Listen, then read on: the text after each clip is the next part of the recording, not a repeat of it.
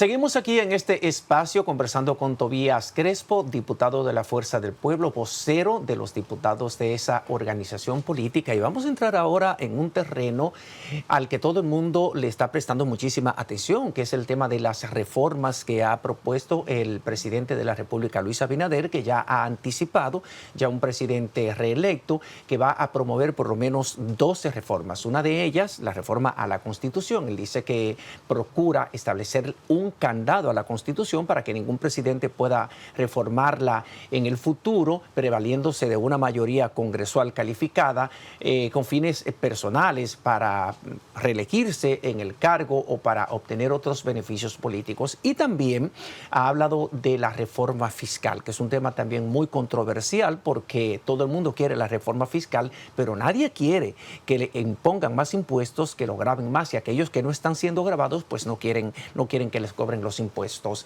En el caso de la reforma a la Constitución de la República, ¿piensas tú que realmente hay la necesidad de establecer el llamado candado que ha prometido el presidente de la República, que le va a imponer a la Constitución, y además fortalecer la llamada independencia del Ministerio Público? Hay quienes opinan lo contrario y dicen que desde ya el Ministerio Público, desde la Constitución del 2010, goza de independencia, porque tiene independencia económica, autonomía financiera, y aunque es elegida a su cabeza la Procuraduría General de la República, procurador o procuradora general de la República, es elegido por el presidente de la República mediante decreto o designado, pero goza de independencia, porque se lo establece la norma jurídica, la Constitución y el propio reglamento del Consejo del Ministerio Público.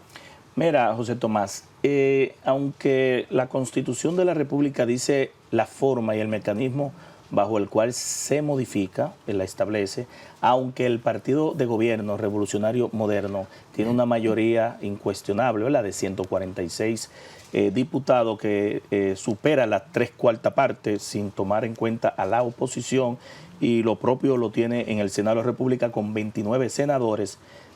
Para nadie es un secreto que la reforma constitucional, aunque tú convoques y apruebes una ley que se llama la ley que declara la necesidad de la reforma de la Constitución y debe delimitar los temas que esa reforma, la Asamblea Nacional, como nos llamamos cuando pasamos a modificar la Constitución, los asambleístas, senadores y diputados en conjunto, en los temas la Asamblea es autónoma, es soberana, y aunque esa ley delimite los temas previos que se acuerden políticamente, una vez ya en el proceso de reforma constitucional, esa soberanía de la Asamblea Nacional puede insertar los temas que le parezca, no está restringido a temas específicos, aún la declaratoria de la ley lo delimite. Y en ese sentido, lo importante en esto es que el país no está reclamando una reforma constitucional. El problema de la República Dominicana no es una reforma de la Constitución, pero no solamente porque no sea una necesidad, la población está reclamando una reforma en la canasta básica que permita que el presidente de la República logre regular y bajar los precios de la comida. El país está reclamando una reforma al sistema de salud, que tú vas a los hospitales y no hay cama, no hay insumo, vas a medicamentos de alto costo, y eso es un desorden ahí tú tienes que esperar 6, 8, un año para entrar en una lista.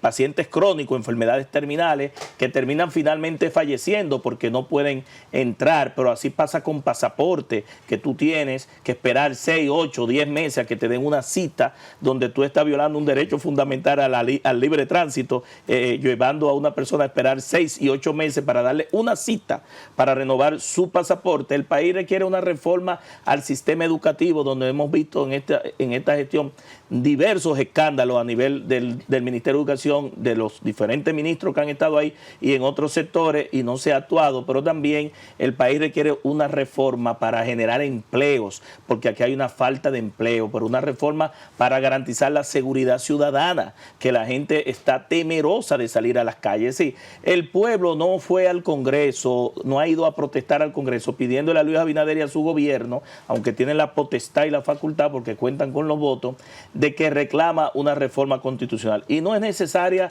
bajo los argumentos, por lo menos que el presidente lo ha dicho en la semanal, que ha establecido dos de ellos. El primero es para establecer un candado a la Constitución de la República para que no venga un gobierno dictatorial, ¿verdad? O supuesto dictatorial y pueda modificar la Constitución. Bueno, de hecho ya este gobierno lo tiene, no necesita a la oposición, tienen una mayoría calificada y dependerá del accionar de este gobierno con respecto a la Constitución y a su modificación, las intenciones que puedan haber detrás de eso. Pero la otra es el Ministerio Público Independiente. Por un lado, nosotros tenemos que la Constitución establece esa autonomía, lo establece la ley orgánica del Ministerio Público, hay un estatuto del Ministerio Público, los fiscales desde abajo, fiscalizadores, fiscales, procuradores de corte, hasta menos el presidente de la República y algunos adjuntos, son de carrera, José Tomás, son de carrera y entran bajo un proceso de escogencia de concurso y se capacitan y van ascendiendo bajo un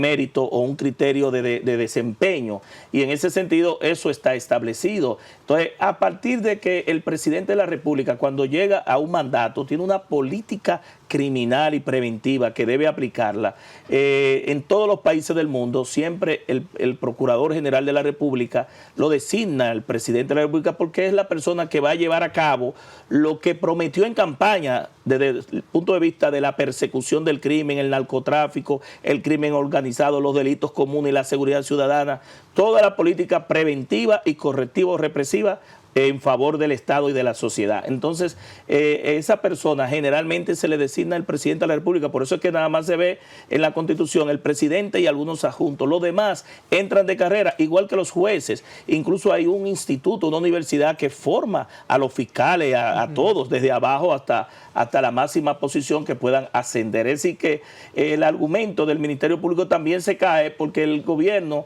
se ha dado el supuesto lujo de decir que desde el 2020 al 2024 hay un Ministerio Público Independiente que ya está consagrado, pero parece ser que hay un Ministerio Público fase 2, fase 1, fase 3 y no tiene tal independencia porque el gobierno está apelando a una independencia que la ha estado anunciando durante estos 4 años. Entonces, si está reclamando darle independencia al Ministerio Público, es que en estos 24 años, en estos 4 años no lo ha sido. Entonces le tumba el discurso y la retórica de que ha sido independiente. Es decir, aquí contradice la propia campaña del gobierno con respecto al Ministerio Público. Entonces, no hay necesidad, desde la Fuerza del Pueblo entendemos que no hay necesidad. Muy por el contrario, José Tomás, yo creo que el gobierno y el PRM con esa mayoría constitucional que tiene en la Cámara de Diputados, lo que debe es hacerse aprobar de todas las leyes, todos los códigos y todos los mandatos que la Constitución del 2010 tiene como reserva de ley, y que todavía quedan más de 40 y pico de iniciativas, que hay un repositorio, un levantamiento de esas iniciativas que faltan para adecuarla, y que eso le daría aplicabilidad a muchos derechos fundamentales incluso que nosotros no hemos podido garantizar basado en esa Constitución y que son garantizados por ellas mismas. Es decir, dándose esa aprobación, el gobierno creo que le daría un paso de avance a nivel de reforma constitucional a la República Dominicana.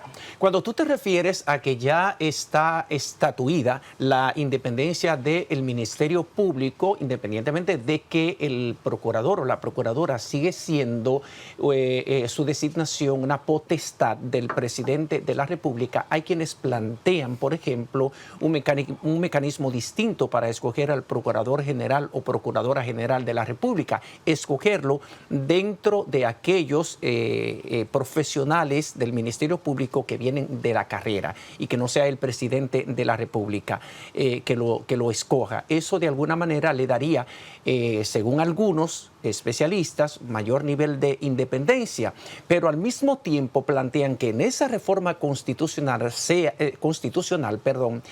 excluido el Procurador General de la República como miembro del Consejo Nacional de la Magistratura. ¿Qué piensas tú de esto?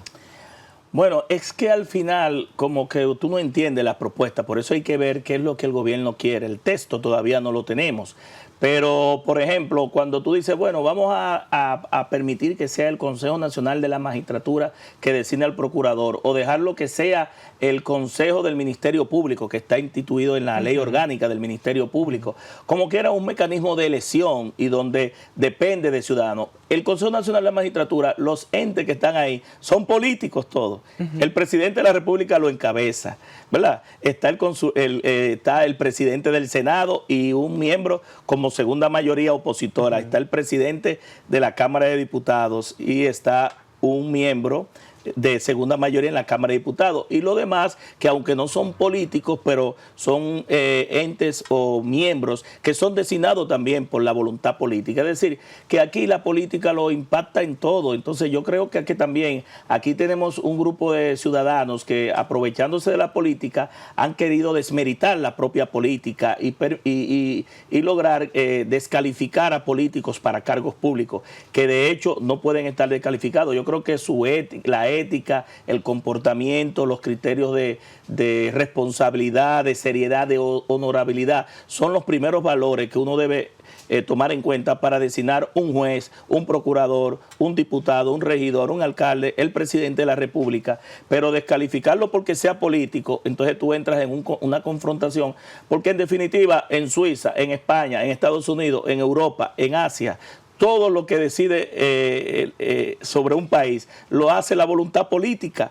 En Suiza, por ejemplo, no hay un presidente, hay un primer ministro. ¿Pero quiénes deciden? Los cantones. ¿Quiénes son los cantones? Los legisladores. Entonces, al final es los partidos políticos los que deciden en lo colectivo. En lo individual, cada quien que resuelva lo suyo. Pero en lo colectivo, tú no puedes sacar la variable política, porque es la voluntad política que cambia y transforma la sociedad.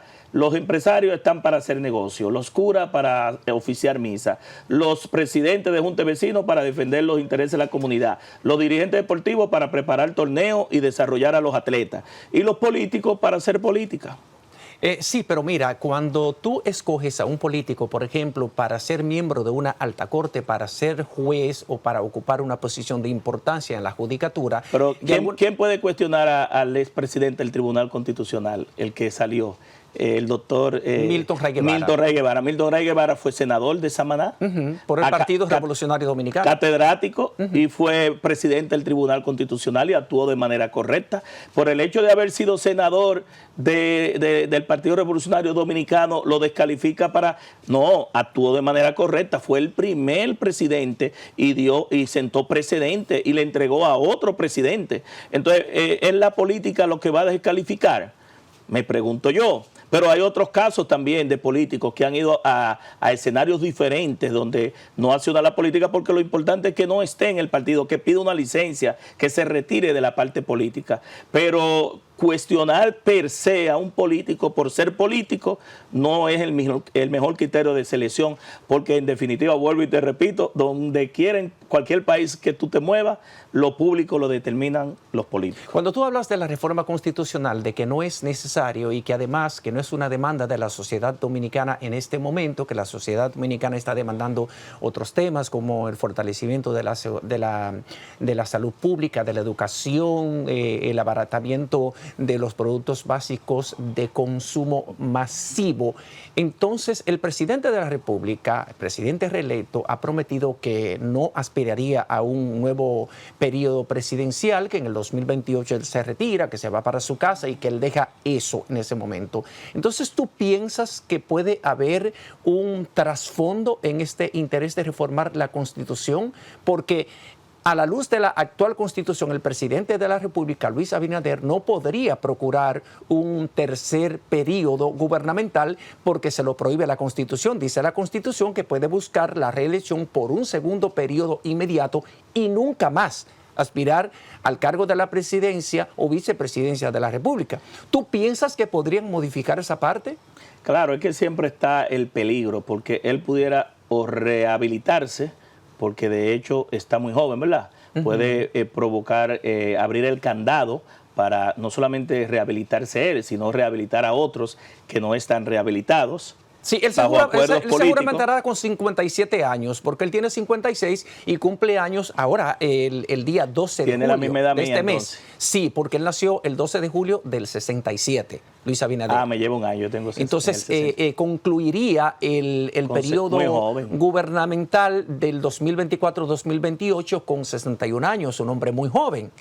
Claro, entonces, pero no solamente es rehabilitar, también existe la posibilidad de que él pueda quitar el candado para permitir la reelección de manera indefinida. Es decir, vuelvo y te repito, hay muchos riesgos, pero también fuera del tema del Ministerio Público y fuera del tema de de lo que tiene que ver con el Ministerio Público Independiente y el candado para posible reforma constitucional, hay otros temas y otras agendas, mi amigo José Tomás, que pueden ser puestos debajo de la mesa en esa reforma constitucional. Ahorita hablábamos de las causales, ¿verdad? El derecho a la vida, el artículo 37. Pudiera ser que algunos sectores estén presionando para modificar ese artículo y otros artículos más que garantizan otros derechos. Entonces siempre existe la posibilidad de que en una reforma constitucional, aún la ley que declare la necesidad de la reforma delimite el alcance de ella, la Asamblea es soberana. Es decir, que pueden sobre la mesa salir otros temas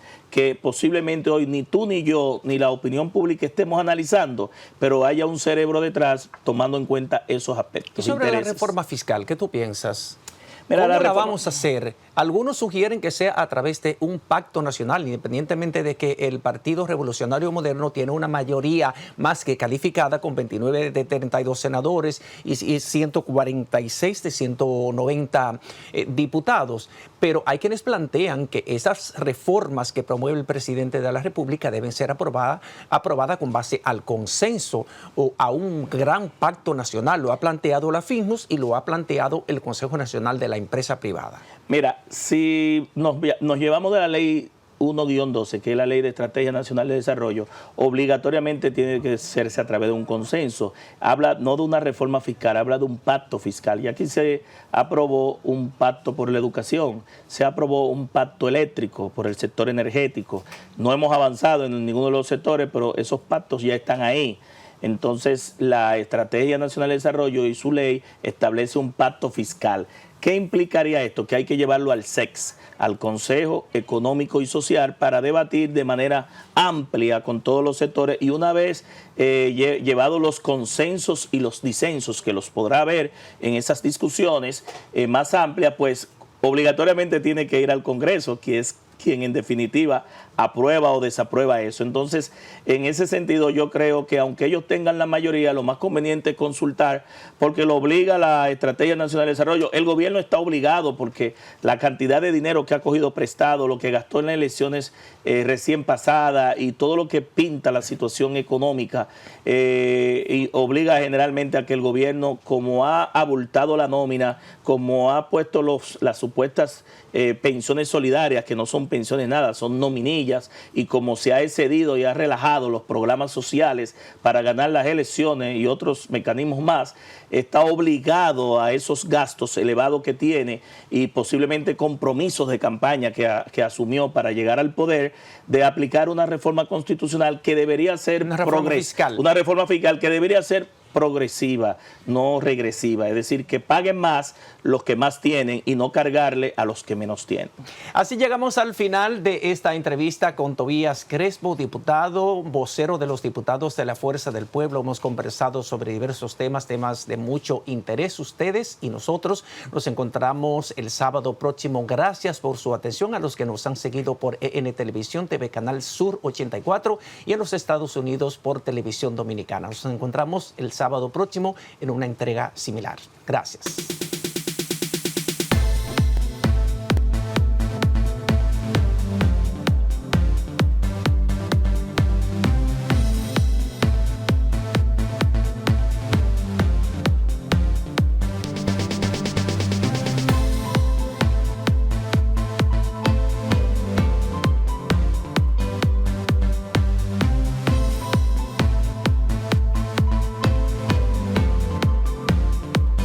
Aquí José Tomás.